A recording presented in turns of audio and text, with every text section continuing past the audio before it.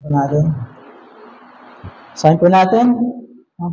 If you then be risen with Christ, seek those things which are above, where Christ seated on the right hand of God. Set your affection on things above and on things on the earth. For ye are dead, and your life is hid with Christ in God.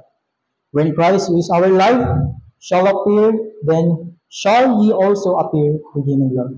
So let's pray. Manaming Diyos, banal sa langit, maraming salamat po sa hapong ito. Maraming salamat po sa bawat isang dito ngayon.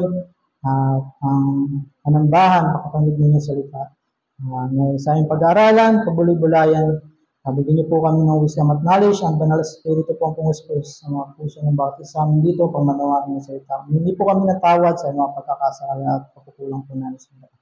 Ito lamang aming ginadalangin at pinapasalamatan sa mga nabi sa pangalan ni Jesus na aming Diyos at sariling tagapagligtas. Amen. Makakapon na po lahat. So, title ng aking pag-aaralan natin ngayon ay Human in Christ. No? Dito po sa Colossians, ito po ay bahagi na isinulat ni Apostle Paul sa simbahan sa mga taga-Colossians. So, ito ay sinulat ni Pablo habang siya nakakulong sa Roma at doon nga po nabuo yung prison epistle. No? Kasama na dito yung Ephesians, Philippians at Philemon. So, sumulat si Paul sa Colossians pang tugunan yung mga iba't ibang issue sa loob ng simbahan sa Colossians. No? Ang mga pangunahing problema sa Colossians ay yung pagkalat ng mga maling aral at yung mga syncretism, yung mga pinagsama-samang paniniwala ng mga Hudyo at ng mga Gentil. So, naging isang banta sa mga pananampalataya ng mga taga-Colossians. So, sa mga naunang chapter, sa chapter 1, patitignan natin, ina-emphasize ni Apostle Paul dito yung supremacy ng ating Panginoong Jesucristo. So, yung mga kanyang nagawa sa sanglibutan nung siya nandito pa sa lupa. So, nagbabala din si Apostle Paul sa laban sa mga maling tradisyon at filosofiya ng mga tao na hindi nakabagay sa aral patungkol kay Kristo.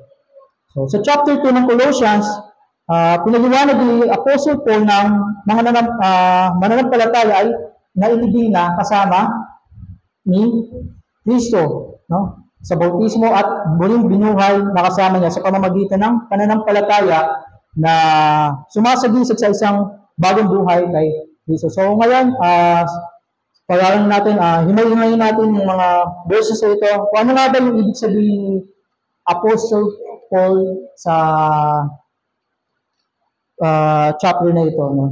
So sa verse 1, kung titignan natin, no? Doon tayo sa pinaka-main idea ng verse ng ano na to is yung seek these things. Hanapin niyo mga bagay na nasa itaas. The word seek is it is a imperative, no? To seek these things. Naulit ito sa verse 2 na set your affection on things above. So, set your affection. So, ano nga ba ibig sabihin ng to seek above? Set your affection or to set your mind on things above. Gusto ni Apostle ko na ayusin natin yung ating pag-iisip to fix our mind on things above, mga bagay na yung mga bagay na nasa itaas. Kung tayo magro-root sa ating Christian life, so mangyayari lamang yun kung tayo ay binago by the renewal of our mind. So as we think, as we believe in God's word, we put that word as truth. Mga katotohanan ito, at kung ginagawa natin ito sa ating pang-araw-araw na pamumuhay, we become transformed. Na naisip Pablo na ayusin natin ang ating isipan at hanapin yung mga bagay na nasa itaas.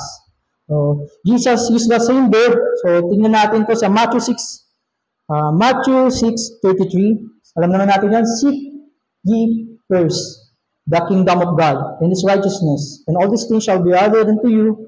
So, Paul wants to seek us, or to seek the things that are above. to set our mind to fixate.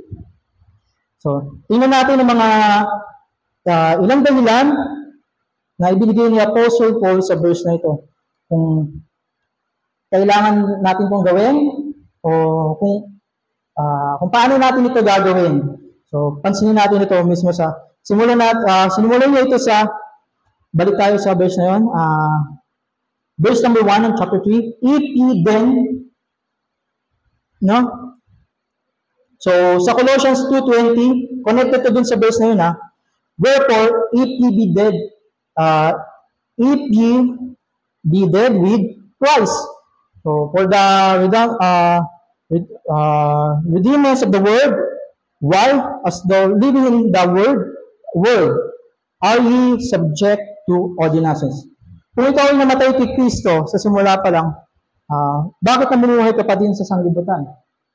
No? So, batay sa verse ito, kung sa ini-emphasize dito ni Paul, sa verse number 1 to 4, no, kung ano yung sinasabi din sa verse number 22-23 ng chapter 2.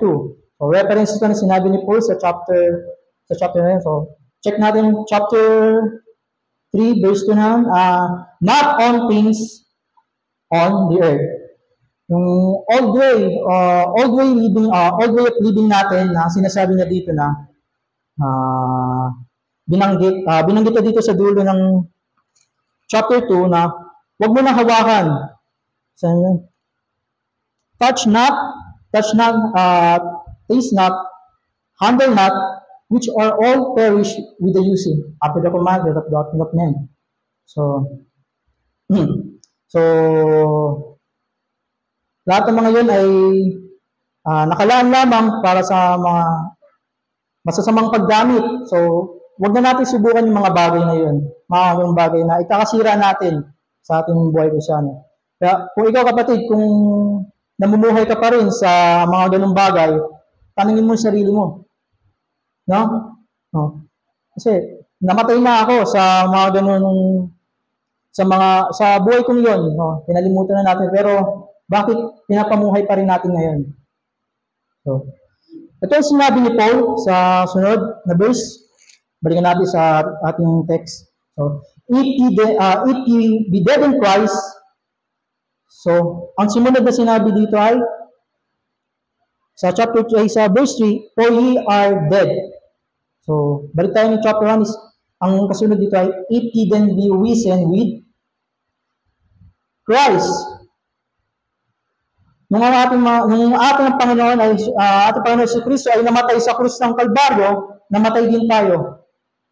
Ngunit, siya muli nabuhay sa kamatayan sa ikatong araw at siya'y nagtugumpay sa kanyang kaaway. No? Akala ng diablo kasi, panalo na siya dahil namatay si Kristo, pero hindi niya alam, bubuhayin siya. Mabubuhay siya sa ikatong araw, yun yung nakapangako sa propesiya niya. No? So, binangon na muli sa ating kamatayan. So, notice this, no? Tingnan natin tong ano na to. Sa verse number 2, seek those things which are above, where Christ is seated on the right of hand of God. Ito ngayon ang ating Panginoon Jesucristo, nakaupo na siya sa tabi ng ating Ama, the right hand of the throne of majesty of high.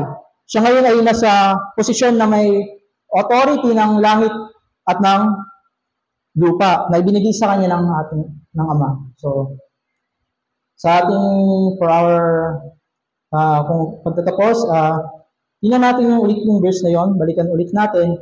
Seek the things above. Ito'y imperative, no? It is authoritative command. Utos siya na kailangan gawin ng mga Kristiyano. Do focus on heavenly things rather than earthly matters. So, ano nga ba yung mga langit na bagay na yun na tinutukoy dito? Ano ba yung mga heavenly things na yun? So, una ay yung pagpe-prayer din natin. Prayer. Ito yung tayo yung ginagamit natin kapag nakikipag-usap tayo sa Panginoon. So, dito natin ina-express yung ating pananampalataya to seek guidance, supplication, at repentance. So, ano pa yung mga yan? Worship or worshiping God. So, the true worship of God is when we love in all our heart, all our soul, and all our mind and strength. Hindi pwedeng wala ang isa doon. So, isa pa sa mga kailangan natin mga gawin, yung mga makalangit na bagay. So, spread the word. No? Ibahagi natin yung salita ng Diyos. Ipangaral natin ito through communicating tracts of meaning and Bible study. So, studying the Word of God. So, dito na mangusap ang Panginoon sa atin sa pagbabasa ng ating Bible. No? Upang manawa natin kung ano yung kalooban niya at mas lalo tayong lumalim sa Kanya. So, dito niya din tayo binabago.